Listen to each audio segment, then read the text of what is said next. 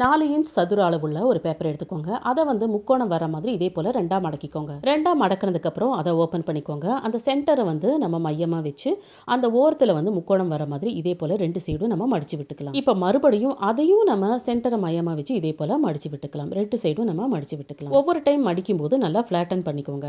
பாருங்கள், இந்த மாதிரி மடக்கினதுக்கப்புறம் நமக்கு இந்த மாதிரி ஷேப்பில் கிடைக்கும். இப்போ கீழ்ப்பகுதியிலேருந்து அந்த வி மாதிரி வர இடத்துல நம்ம இதே போல் மடக்கி விட்டு மறுபடியும் இந்த பகுதியை இதே போல் மடக்கிக்கலாம். இப்போ இதையும் இதே போல் மடக்கி எடுத்துட்டீங்கன்னா உங்களுக்கு இந்த மாதிரி ஷேப்பில் கிடைக்கும். இப்போ திருப்பிக்கோங்க. இப்போ இந்த பேப்பரை இதே போல் மடக்கி விட்டுக்கோங்க. இதே போல் வேற கலர் பேப்பர்லையும் செஞ்சு எடுத்துக்கோங்க. இப்போ 2 பேப்பரையும் இதே போல் ஒன்னோடு ஒன்று அட்டாச் ஆகிற மாதிரி இதே போல் சொருகி விட்டுக்கோங்க. ஃபர்ஸ்டே நம்ம கரெக்டாக பண்ணிட்டோம்னா நம்ம மற்றதெல்லாம் இதே மாதிரி தான் செய்ய போகிறோம். அதுவும் நமக்கு ஈஸியாக வந்துடும். நமக்கு இந்த மாதிரி ஷேப்பில் கிடைக்கும். 2 கலராக இருக்கும்போது பார்க்கறதுக்கு ரொம்ப அழகாக இருக்கும்.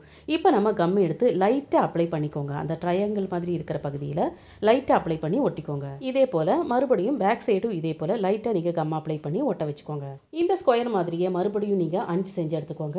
மறுபடியும் கம்மை எடுத்து லைட்டாக இதே போல் அப்ளை பண்ணி எல்லாத்தையும் ஒன்றோடு ஒன்று ஒட்ட வச்சுக்கோங்க. 5 நிமிஷத்துலேயே நல்லாவே ஒட்டிக்கும்.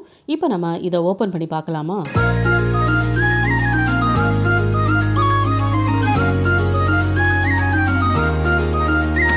ரொம்ப ரொம்ப அழகாக இருக்கும் ஃப்ரெண்ட்ஸ். ரொம்பவே இன்ட்ரெஸ்டிங்காக இருக்கும் செய்யறதுக்கு. கண்டிப்பாக இந்த மேஜிக் ஸ்கொயர் பாக்ஸை ட்ரை பண்ணி பாருங்கள்.